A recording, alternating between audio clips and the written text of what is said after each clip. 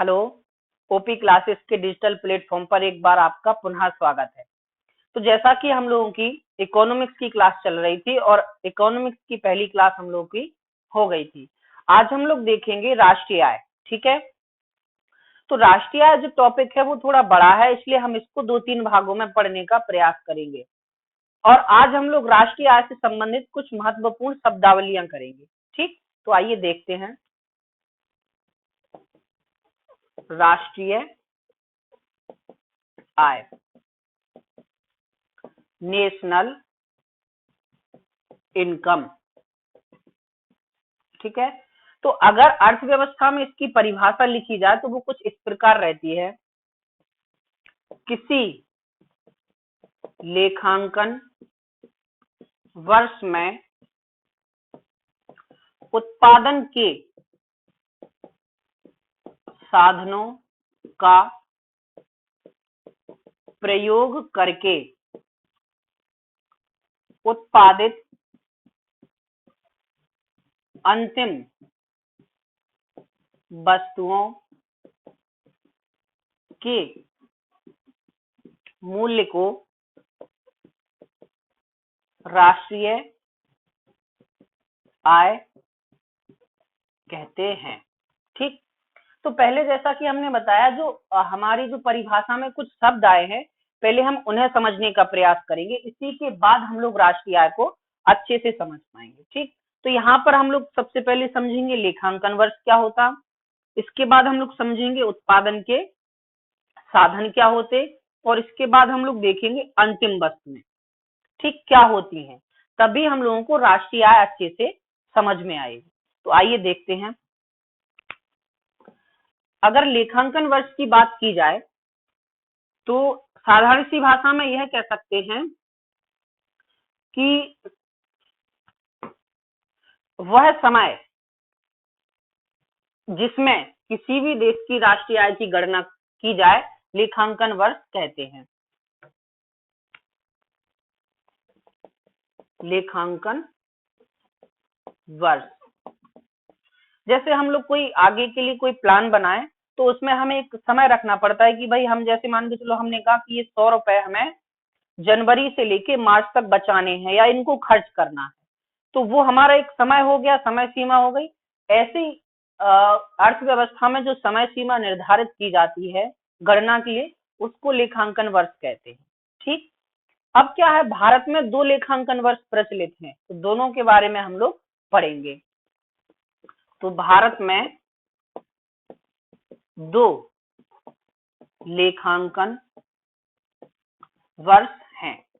कौन कौन से हैं, दोनों के बारे में जानते हैं। एक है वित्त मंत्रालय का लेखांकन वर्ष, ठीक, और दूसरा है आरबीआई का लेखांकन वर्ष। ठीक है, इसके बारे में हम जानते पहले। वित्त मंत्रालय का जो लेखांकन वर्ष है, इसी को हम लोग वित्तीय वर्ष भी कहते हैं। इसको हमने 1867 से अपनाया हुआ है और इसी के आधार पर हम लोग राष्ट्रीय आय की गणना करते हैं। ठीक है, अगर इसको देखा जाए कि ये कब से कब तक होता है, तो ये होता है आपका 1 अप्रैल से 31 मार्च के मध्य। ठीक, आरबीआई के लेखांकन वर्ष की बात की जाए तो ये होता है आपका 1 जुलाई से 30 जून के मध्य।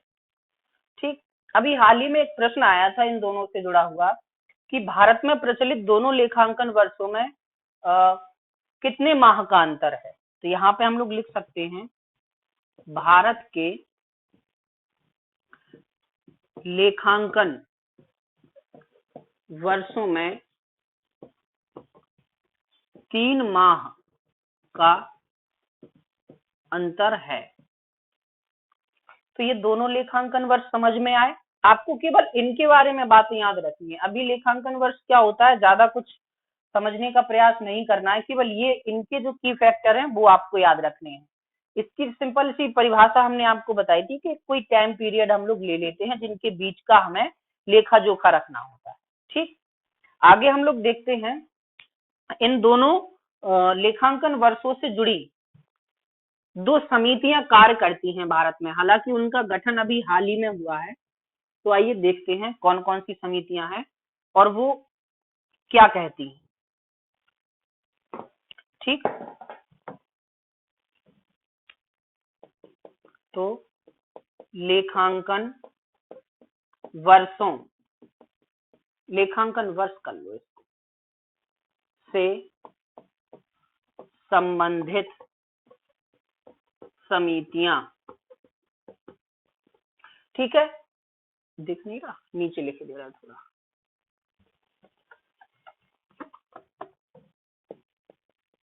लेखांकन वर्ष से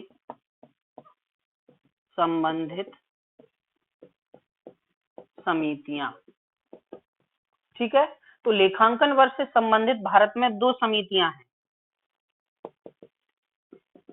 पहली है शंकर आचार्य समिति, जिसका गठन हुआ था 2016 में, और दूसरी है बिमल जालान समिति। ठीक, अब इन दोनों समितियों ने अपने अपने विचार दिए। क्या विचार दिए? इसने क्या कहा है कि जो हमारा लेखांकन वर्ष है उसको कैलेंडर माह के अनुसार शुरू से ही होना चाहिए, यानी हमारा जो लेखांकन वर्ष है वो जनवरी से दिसंबर के मध्य होना चाहिए। इसने क्या कहा है कि लेखांकन वर्ष कैलेंडर माह के अनुसार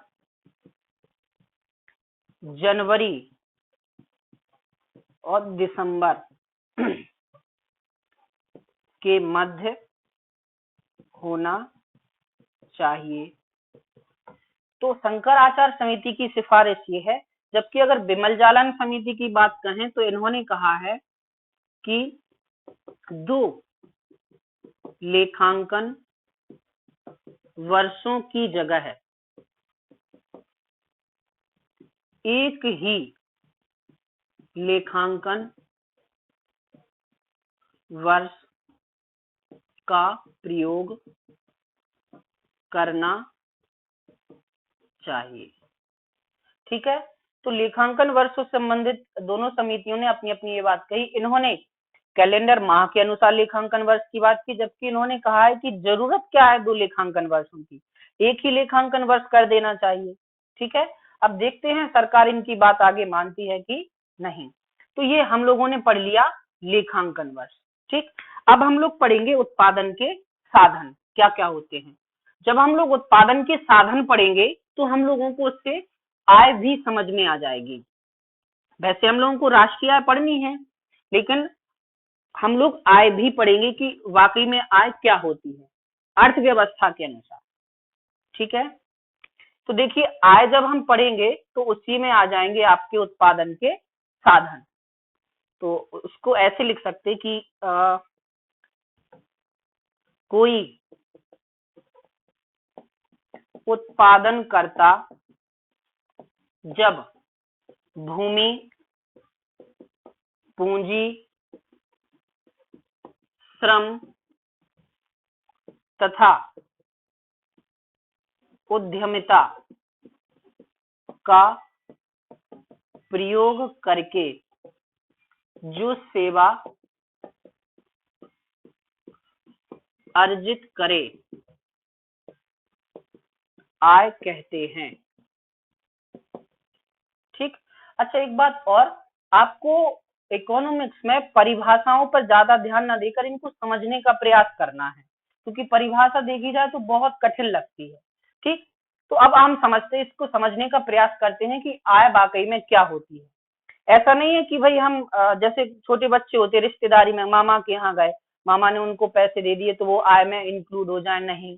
या फिर चोरी करना, ये आय में इंक्लूड नहीं होता। अर्थव्यवस्था के तौर पर आय कब कहलाएगी?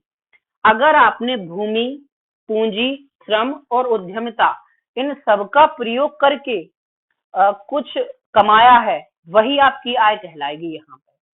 और यही चारों आपके क्या कहलाते हैं? उत्पादन के साधन। तो उत्पादन के साधन क्या क्या होगा? एक तो है भूमि, एक पूंजी, एक श्रम और एक उद्यमिता। ठीक है, देखिए इसको सरल सी भाषा में समझते, जैसे हम यहाँ पे आपको पढ़ा रहे हैं, तो हमें भूमि की भी जरूरत पड़ी, पूंजी हमने कुछ इन्वेस्ट भी किया, जैसे मार्कर खरीदा, बोर्ड खरीदा और भी चीजें। श्रम, जब हम यहाँ पर पढ़ा रहे हैं तो श्रम भी कर रहे हैं, लेबर। और उद्यमिता यानी स्किल, उद्यमिता, अगर हम में पढ़ाने की स्किल नहीं होगी तो नहीं पढ़ा पाएंगे। तो हम इन चारों का प्रयोग करके अगर कुछ इनकम करें, कुछ कमाई करें, तो वो हमारी क्या कहलाती है? आय। इसीलिए इनको हमने क्या कहा है? उत्पादन के साधन। बात समझ में आई? तो हम लोगों ने दो चीजें समझ ली, एक समझ लिया लेखांकन वर्ग और उसके कुछ बिंदु भी पढ़ लिए, और दूसरा हम लोगों ने पढ़ लिया उत्पादन के साधन। अब हम लोग देखते हैं अंतिम वस्तुएं। ठीक, तीन परिभाषा में जो आपकी बातें थी उसमें तीन की फैक्टर बहुत इंपॉर्टेंट थे, तो दो हम लोगों ने समझ लिए हैं, एक और समझते हैं, अंतिम वस्तुएं। तो अर्थव्यवस्था में क्या है? वस्तुएं तीन प्रकार की होती हैं। कितने प्रकार की? तीन प्रकार की। तो आइए देखते हैं, यहां से हम लोग लिखेंगे अर्थव्यवस्था में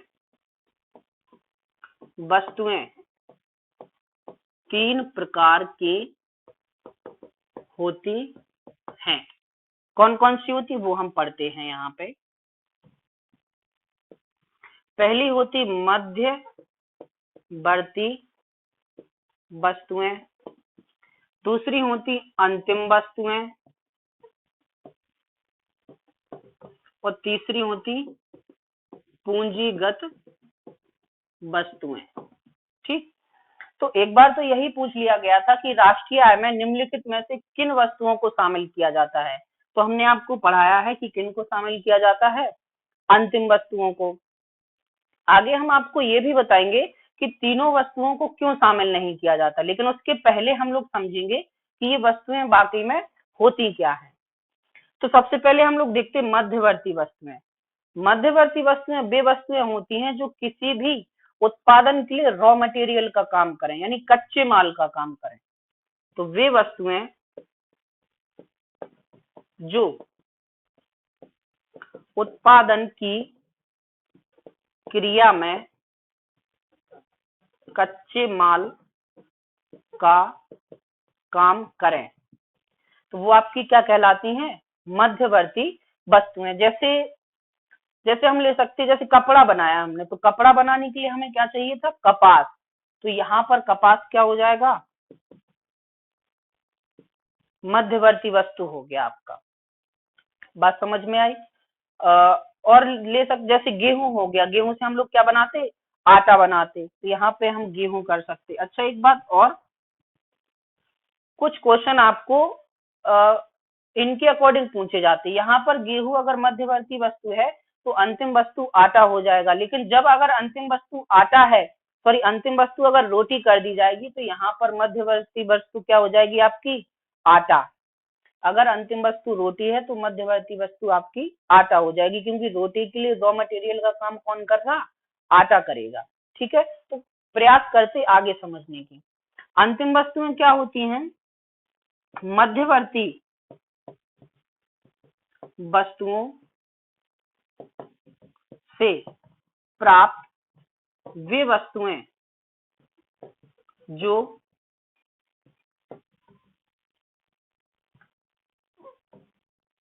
उपभोगकर्ता सीधे प्रयोग करे। जैसे हम लोग कपड़े का इस्तेमाल करते हैं, कपड़ा हो गया, यहाँ पे आटा हो गया, इसी के अकॉर्डिंग हमने आपको बता दिया है। तो सीधी सी बात, साधारण भाषा में ये समझ लो कि जो कच्चे माल का रूप रहता है वो आपकी मध्यवर्ती वस्तु रहती है। कच्चे माल से जो सामान बनता है जिनका हम लोग सीधे प्रयोग करें वो अंतिम वस्तुएं कहलाती हैं। पूंजीगत वस्तुएं क्या कहलाती हैं? वे वस्तुएं जो मध्यवर्ती वस्तुओं को अंतिम वस्तुओं में बदलने का काम करे, यानी कच्चे माल को उपयोग करने के योग्य बनाने का जो काम करती हैं वो कहलाती हैं पूंजीगत वस्तुएं। तो यहाँ पे हम लोग लिख सकते हैं वे वस्तुएं जो मध्यवर्ती वस्तुओं को अंतिम वस्तुओं में बदलें। जैसे मशीनरी कह सकते, कपास कोई मशीन ही तो होगी जो काय में कपड़े में बदलेगी।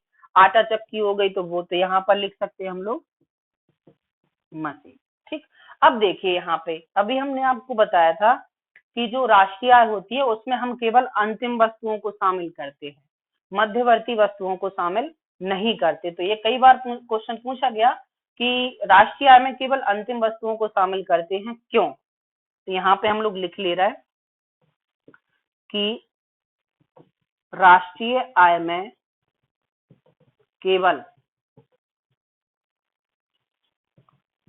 अंतिम वस्तुओं को शामिल किया जाता है ताकि दोहरी गणना से बच सके। ठीक, आइए इसको हम समझने का प्रयास करते हैं। जैसे आपने कोई बर्गर लिया, ठीक, तो बर्गर में आपको क्या क्या लगा होगा? आपको उसमें आटे की जरूरत पड़ी होगी, ठीक, आपको उसमें सब्जियों की जरूरत पड़ी होगी, आपको उसमें चीज की जरूरत पड़ी होगी, पनीर अनीर की, सबकी।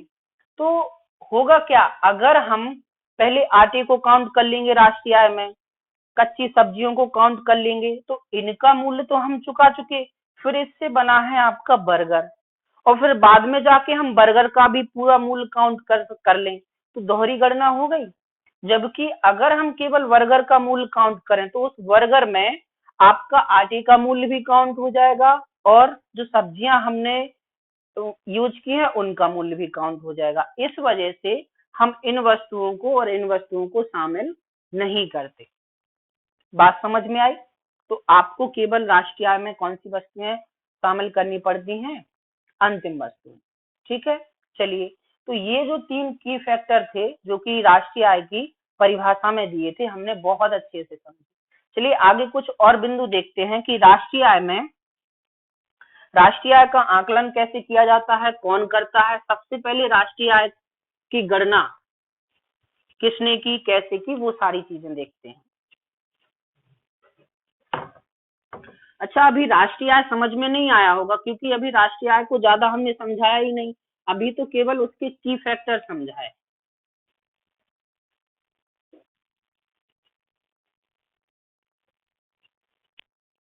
ठीक है, तो राष्ट्रीय आय की गणना, ठीक, अगर भारत में बात की जाए तो दादा भाई नौरोजी, ठीक है, 1867 में इन्होंने सबसे पहले राष्ट्रीय आय की गणना की थी। और भारत की राष्ट्रीय आय कितनी बताई थी? नहीं, ये तो वो हो जाएगी फिर।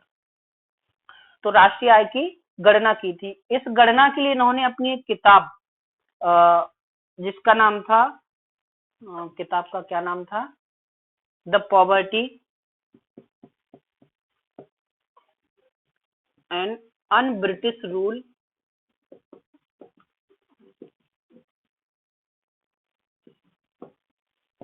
In India. ठीक, इस पुस्तक में इन्होंने दिया था धन निर्गमन का सिद्धांत।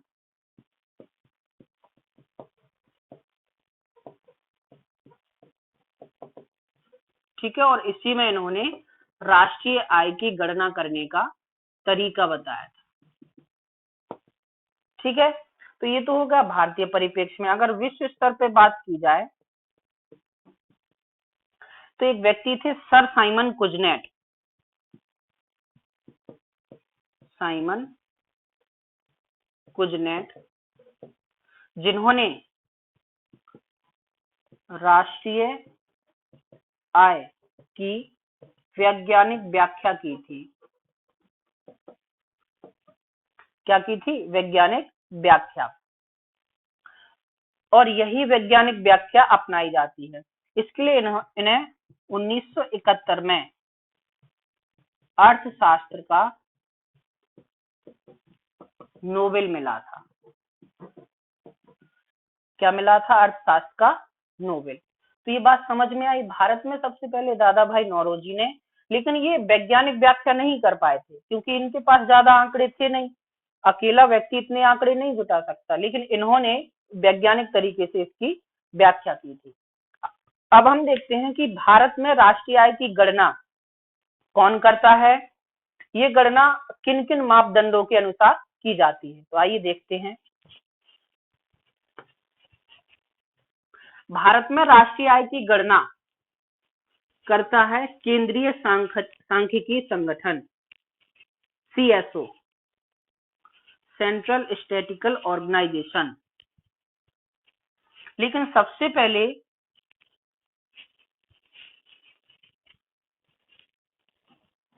राष्ट्रीय आय की गणना करने की जिम्मेदारी दी गई थी भारत में राष्ट्रीय आय समिति को। 1949 में एक राष्ट्रीय आय समिति बनाई गई थी और उससे कहा गया था कि आप राष्ट्रीय आय की गणना कीजिए। तो कुछ बिंदु लिखते हैं हम। सबसे पहले 1949 में राष्ट्रीय आय की गणना के लिए NIC राष्ट्रीय आय समिति बनाई गई। ठीक है, फिर आगे चल के क्या हुआ दिख नहीं रहा, चलो ये बता दे रहा। सबसे पहले 1949 में राष्ट्रीय आय की गणना के लिए NIC यानी नेशनल इनकम कमेटी, राष्ट्रीय आय समिति बनाई गई। वर्तमान समय में अगर देखा जाए तो राष्ट्रीय आय की गणना के लिए एक मंत्रालय MOSPI, MOSPI, इसको देख लेते हैं। वर्तमान में MOSPI, इसका मतलब होता है ministry of statistical programme implementation. ठीक है, तो वर्तमान में MOSPI के तहत 2 ऑर्गेनाइजेशन काम करती हैं, जिनमें से एक ऑर्गेनाइजेशन का काम होता है डाटा को इकट्ठा करना, जबकि दूसरी ऑर्गेनाइजेशन का काम होता है उस डाटा के अनुसार राष्ट्रीय आय की गणना करना। तो 2 कौन कौन सी हैं वो देख ले रहे हैं हम लोग। एक है NSSO, ठीक है, national sample survey of India, national sample survey of India, और दूसरा है CSO, सेंट्रल स्टैटिस्टिकल ऑर्गेनाइजेशन। ठीक है, तो जो NSSO है वो आपका क्या करता है? डाटा लाने का काम। ठीक है, और जो आपका CSO है वो डाटा के अकॉर्डिंग राष्ट्रीय आय की गणना करता है।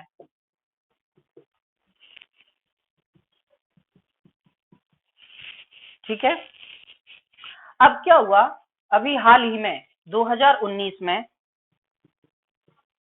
NSSO तथा CSO दोनों को मिला के एक नई ऑर्गेनाइजेशन बना दी गई है जो अब राष्ट्रीय आय की गणना करेगी। उसका नाम है NSO, नेशनल स्टैटिस्टिकल ऑर्गेनाइजेशन। यानी पहले अगर कहा जाए 2019 के पहले राष्ट्रीय आय की गणना करता था केंद्रीय सांख्यिकी संगठन, और अब करता है राष्ट्रीय सांख्यिकी संगठन, जो कि अब ये बन गया है। तो ये बातें समझ में आई। ठीक, आगे हम लोग देखते हैं कि राष्ट्रीय आय की गणना के लिए आधार वर्ष क्या है और कौन कौन सी पद्धतियां अपनाई जाती हैं, किन क्षेत्रों को शामिल किया जाता है, ये सारी चीजें देखते हैं हम लोग।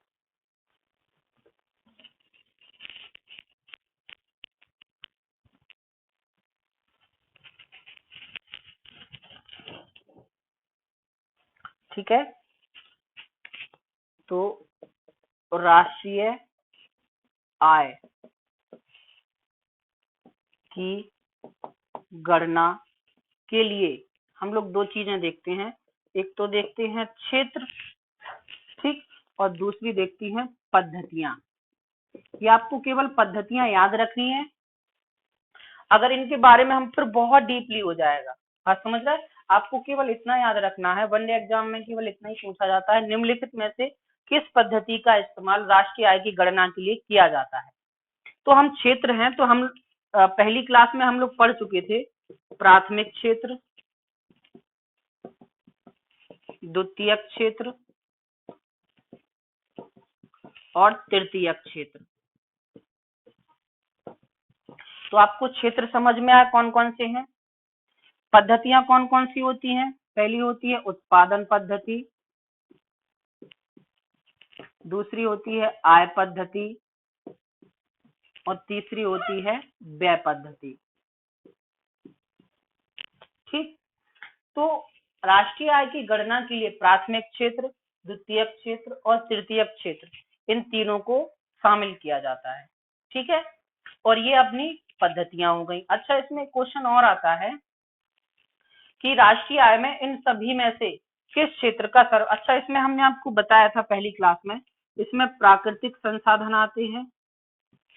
ठीक है, इसमें प्राकृतिक संसाधन से वो क्षेत्र आते हैं जो प्राकृतिक संसाधनों का प्रयोग करके उत्पादन करें, यानी प्राकृतिक संसाधन से उत्पादन करें। और इसमें आता है आपका सेवा क्षेत्र। बात समझ में आई आपकी? इसमें क्या आता है आपका सेवा क्षेत्र।